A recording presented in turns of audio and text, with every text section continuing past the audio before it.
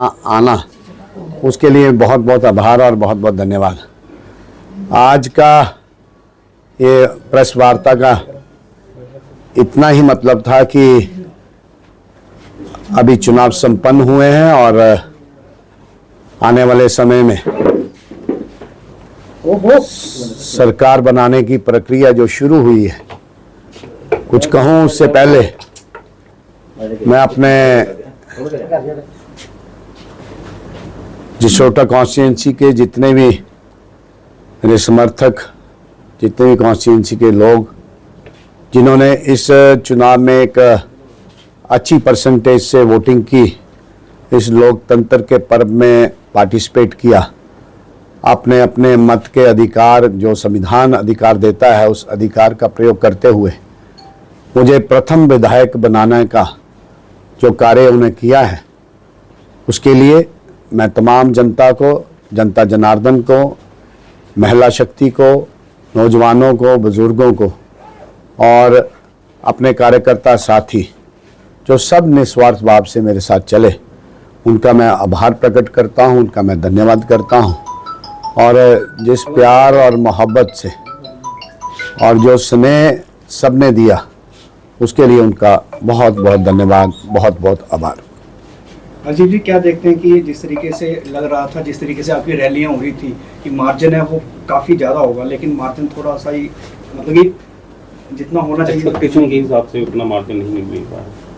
देखिए, लोग फैसला करते हैं और निश्चित तौर पे एक अपोजिशन की भूमिका हर कॉन्स्टिट्यूंसी में रहती है। वन वर्सेस ऑल बना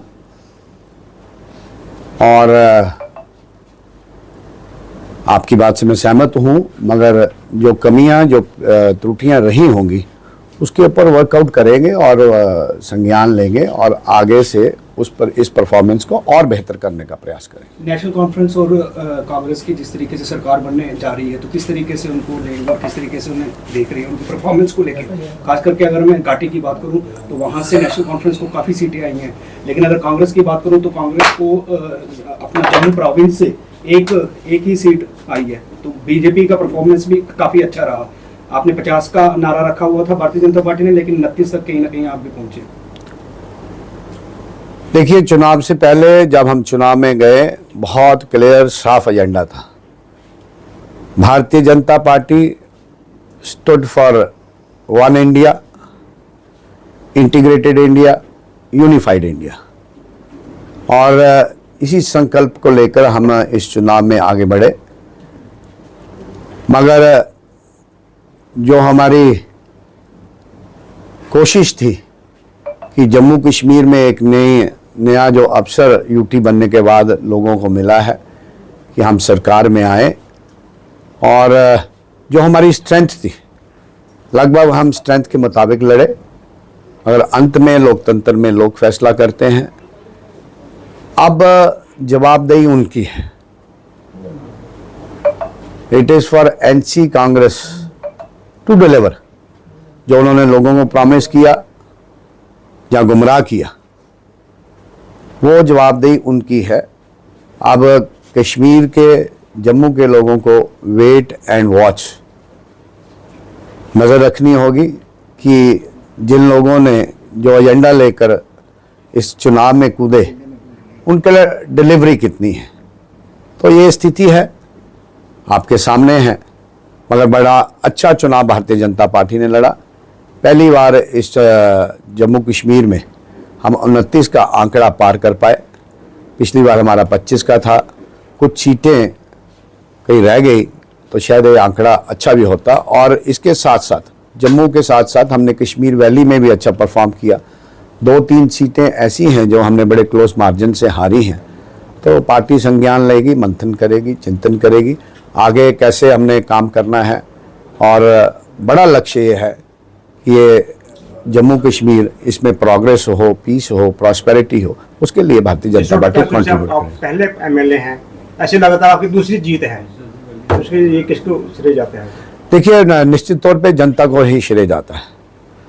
जनता ने चुना और लोग हमेशा बेस्ट जज करते हैं कि कौन हमारा नुमाइंदा हो सकता है, कौन हमारी नुमाइंदगी कर सकता है। लोगों ने अपना फैसला सुना दिया। अनेक तरह की बातें चुनाव में आती हैं और अनेक तरह का प्रचार चुनाव में होता है, पर उसके साथ साथ अंतिम फैसला, अंतिम मोहर जनता की लगती है और जनता ने अपनी मोहर लगाई। बीजेपी सर जम्मू कश्मीर में अपोजिशन का रोल निभाने वाली है। नेशनल कॉन्फ्रेंस की जो कश्मीर बेस्ड पॉलिटिक्स है, तो जम्मू में बीजेपी किस तरह से लोगों की आवाज़ जो है उठाने वाली है, क्योंकि 29 सीटें जो है बीजेपी को जम्मू प्रोविंस में मिली। देखिए, बात जम्मू की नहीं, जम्मू कश्मीर की। बीजेपी ने हमेशा अपना एक पॉजिटिव रोल आज़ादी के बाद से लेकर आज तक 24 तक एक पॉजिटिव रोल बीजेपी ने प्ले किया है।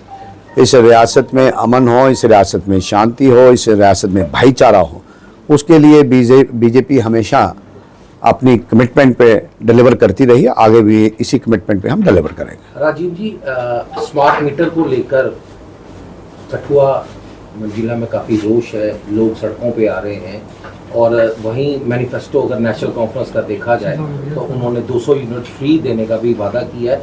भाजपा किस तरह से देखती है अगर लोगों के ऊपर स्मार्ट मीटर जो है वो थोपे जा रहे हैं? देखिए, आने वाले दिनों में इसकी बात भी करेंगे और जो प्लेटफॉर्म है जिसको असेंबली कहते हैं, उस असेंबली में बात की जाएगी। जो भी लोगों की दुख तकलीफ है उसको मद्देनजर रख के हम आगे अपना संघर्ष जारी रखेंगे।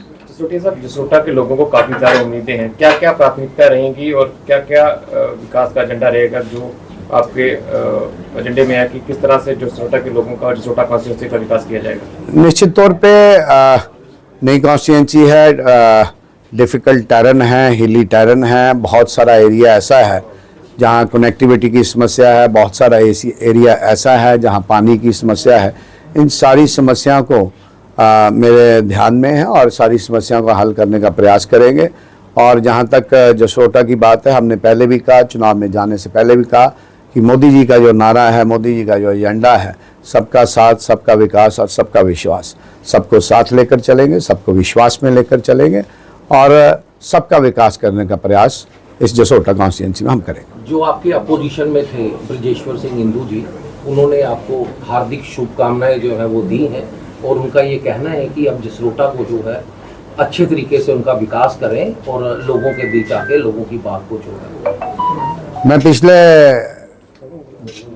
10 वर्षों से लोगों के बीच में हूँ और ये जो नतीजा है, लोगों के बीच में रहा हूँ तो इसलिए ये नतीजा आया है।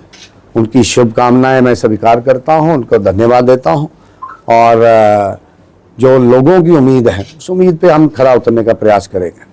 धन्यवाद करते हैं। ये डेमोक्रेसी, लोकतंत्र की प्रक्रिया है। लोग अंतिम फैसला, अंतिम मोहर लोग लगाते हैं। जो भी फैसला लोगों ने किया है सर माथे पे है और जो हमारी कंट्रीब्यूशन रहनी चाहिए, तो जो भी हमारी भूमिका होगी उस भूमिका को निभाने का हम प्रयास करेंगे। कश्मीर के लोग कह रहे हैं कि नेशनल कॉन्फ्रेंस सरकार जो है वो कश्मीर में आ गई है और हम लोग जो है अब आज़ाद हुए हैं, उस पर आपका कहना है? मैंने तो अब तो नेशनल कॉन्फ्रेंस इस बात का जवाब देगी। नेशनल कॉन्फ्रेंस ने पिछले 75-78 वर्षों से लोगों को इसी लाइन पे गुमराह करने की कोशिश की है।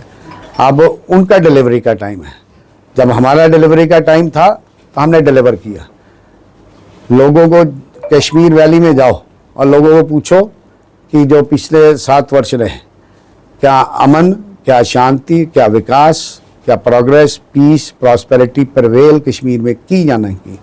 उदाहरण के तौर पर पिछले साल 2.5 करोड़ टूरिस्ट कश्मीर में आता है, तो कश्मीर के लोगों को काम मिलता है, कश्मीर के शिखारा वालों को काम मिला, कश्मीर के होटल वालों को काम मिला, ढाबे वाले को काम मिला, चाय वाले को काम मिला, जितने व्यवसायी थे उनको काम मिला। तो लोगों ने एक नया, अब जो हमारी कमिटमेंट थी, सरकार की कमिटमेंट थी कि डिलिमिटेशन के बाद चुनाव, डिलिमिटेशन भी हुआ और चुनाव भी हुआ। अब जिनका डिलीवरी का टाइम है तो इसका जवाब वही देंगे। स्टेट रूट के लिए क्या कहना चाहते हैं? जिस तरह से भाजपा ने कहा था कि इलेक्शनों के बाद जो है तो स्टेट रूट वापस दी जाएगी। नहीं, निश्चित तौर पे हमारी कमिटमेंट है और कमिटमेंट पे आज हम भी खड़े हैं, आज भी खड़े हैं। कश्मीर के लोग भाजपा को क्यों नहीं ठीक समझते? लोगों का ये कहना है कि जो भाजपा है वो हमेशा जो है वो गुंडागर्दी करती है। हम और पार्टियों को जो है एक्सेप्ट कर सकते हैं, भाजपा को हम कश्मीर में एक्सेप्ट नहीं कर सकते। देखिए, जहाँ तक परफॉर्मेंस का ताल्लुक है, हमने अपनी स्ट्रेंथ के मुताबिक कश्मीर में चुनाव लड़ा और 19 सीटों पे हमने चुनाव लड़ा और बहुत क्लोज कुछ सीटें रही।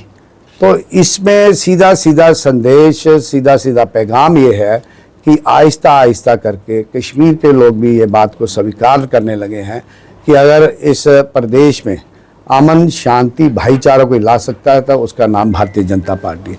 मैं आपकी इस बात से सहमत नहीं